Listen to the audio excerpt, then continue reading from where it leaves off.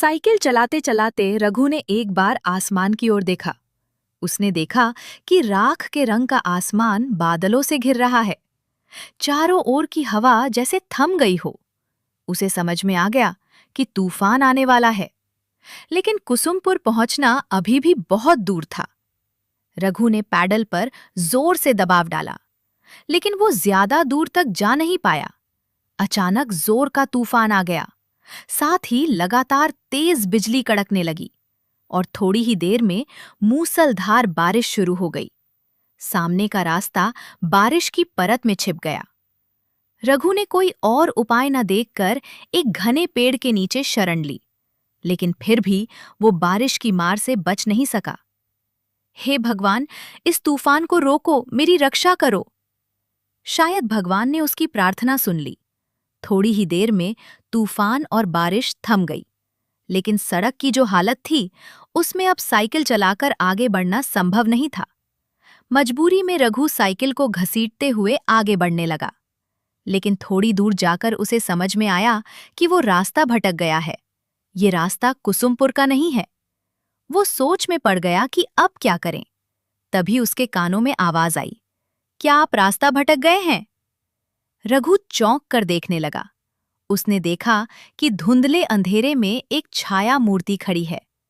कौन हो तुम? मैं रतन हूं बाबू, लगता है आप रास्ता भटक गए हैं। मेरा मतलब है, मुझे कुसुमपुर जाना है, लेकिन नहीं जा पाएंगे। कुसुमपुर जाने वाला रास्ता बंद है। रास्ते में पेड़ गिर गया है। रघु मुसीबत में पड़ गया। वो पागलों की तरह सामने अंधेरे में डूबी सड़क की ओर देखने लगा। यही पास में मेरी चाय की दुकान है, चलिए, फिर से बारिश शुरू हो जाएगी। रघु ने आसमान की ओर देखा, फिर हल्के से सिर हिलाकर हामी भर दी। आइए मेरे साथ, आइए। रघु ने अपने दुविधा भरे मन के साथ उसका पीछा किया, और जैसे जैसे वो आगे बढ़ता गया, उसे कुछ महसूस होने लगा। जिस वक्त से वो आदमी उसके पास आया है, तभी से रघु को भीगी हवा में किसी जले हुए चीज की गंध आ रही थी। क्या हुआ, जल्दी कीजिए। हाँ हाँ, आता हूं। साइकिल लेकर वो तेजी से आगे बढ़ा। थोड़ी दूर जाते ही उसने एक गांव का पेड़ देखा। पास ही एक झोपड़ी नुमा घर था। वहां किसी हैरिकन जैसी चीज की लौ जल रही थी।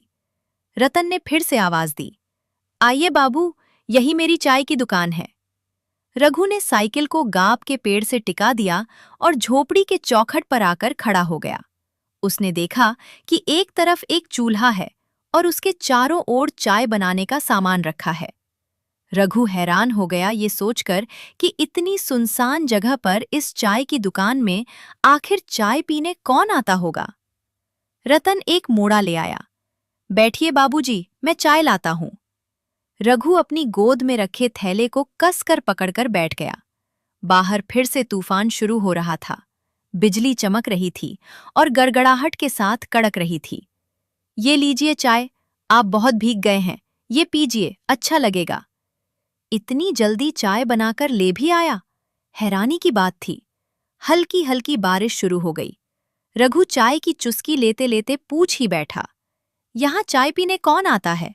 मतलब इतनी सुनसान जगह में? मतलब कुछ दूरी पर एक बस स्टैंड था, तब लोग आया करते थे। और अब आप जैसे कोई कोई आता है। उस आदमी की बातों में क्या था, कौन जाने, लेकिन रघु का सीना एकदम से सिहर उठा। उसने कुछ असहजता के साथ चाय की एक चुस्की ली। आप चाय पीजिए, आज रात आप नहीं जा पाएंगे बाबूजी, रात को यहीं रुकना पड़ेगा। रघु ने देखा कि बारिश की बूंदें अब और भी तेज हो गई हैं। तूफान की रफ्तार भी काफी बढ़ गई है। बिजली लगातार गिर रही है, लेकिन एक चीज देखकर उसे बहुत हैरानी हुई। इतनी तेज आंधी के बावजूद हैरिकन की लौ जरा भी नहीं हिल रही थी। न जाने क्यों रघु को लगने लगा कि उसके चारों ओर जो कुछ भी है वो सच नहीं है, जैसे कोई जाल है जो चुपचाप उसे अपने भीतर लपेट रहा हो। बैग में रखे हुए इतने सारे पैसे, उसका सीना एक बार फिर धक धक करने लगा। जब बारिश थमी, तब तक रात काफी बीत चुकी थी। खाना पीना कुछ देर पहले ही निपट चुका था। रतन दहलीज पर रघु के लिए बिस्तर लगाते हुए बोला, कहाँ गई? झूमर बाबू को पान नहीं दिया? आइए बाबू, यहाँ लेट जाइए। डरने की कोई बात नहीं है, मैं और झूमर तो है ही। रघु ने हल्के से सिर तो हिलाया, लेकिन उसके सीने में एक बार फिर से टीसी सी उठी, जैसे उसकी छाती के भीतर कोई धीरे धीरे उसे कुछ समझाने की कोशिश कर रहा हो। जैसे ही नूपुर की झंझनाहट कानों में पड़ी, वो हल्के से चौंक कर देखने लगा। झूमर धीमे कदमों से आगे बढ़ रही थी। उसकी आंखों में जैसे कोई खास इशारा था, जो उसने रतन की ओर किया। रतन ने भी जरा सा गर्दन हिलाकर कुछ जताया। ये बात रघु की नजरों से छुपी नहीं।